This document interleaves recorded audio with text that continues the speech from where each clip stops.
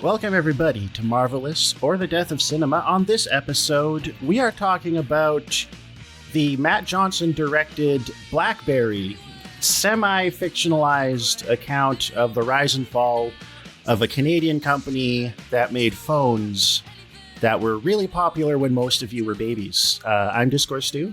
Hello, it's Nicole. And joining us are Ben and Giordano from Remember Shuffle, the 2000s Culture and History podcast, which is a really good show. Welcome, guys. You want to introduce yourselves?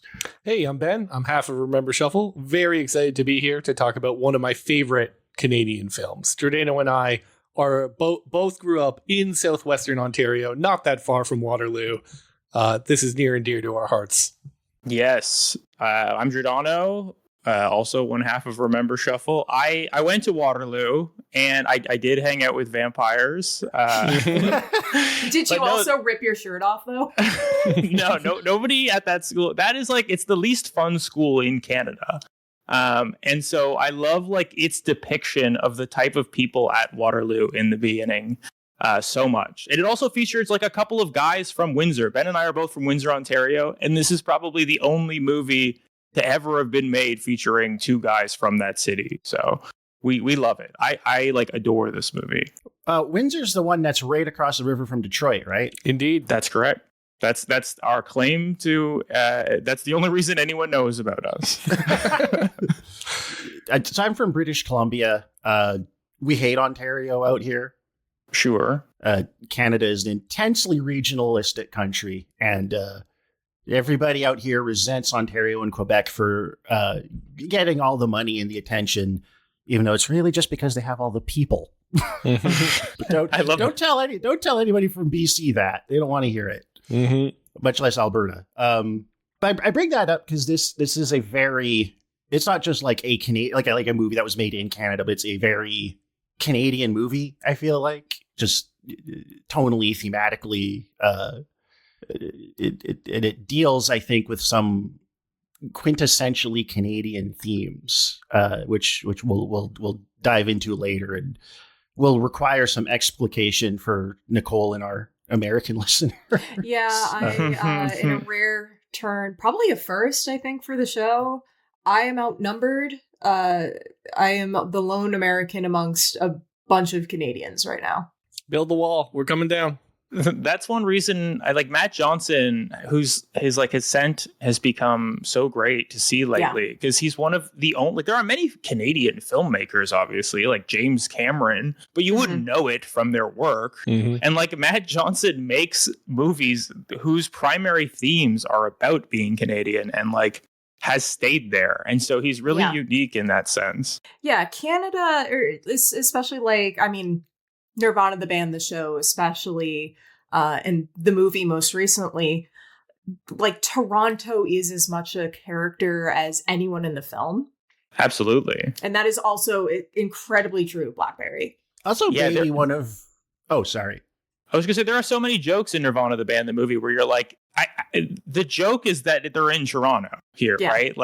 When he's moving that wire across the city and people are like, what are you doing? Oh, just doing a crime, and people are like, oh, okay. Or certain landmarks. I know, I forget that newscaster who got outed as a sex pest during John Gomeshi. And that whole gag, the car coming out of the building with the wheels spinning is also a known thing. Dundas Square itself, which when I reviewed the movie for the Arts Views, I described it as kind of like a Lynchian liminal space, and just all these weirdos kind of pop out. And I know we kind of briefly mentioned the famous viral video that gets a incredible Glenn Howerton scene in this movie. If you search "man goes crazy, rips off shirt during street interview," that was in Dundas Square. Yes, Canada's attempt to do a Times Square somehow and making it tackier. Maybe the only fond depiction of Toronto. It's appeared in other movies, but again, it's like David Cronenberg movies where it's anonymous and creepy. Or Villeneuve's Enemy. Right. I mean, classically, Toronto has been in thousands of movies. The issue is that it's always playing like, you know, like the Boondock Saints is filmed in Toronto and it's made to look like Boston. Right? Or it's classically always made to look like New York. And you're like, I can see this, like the streetcar tracks.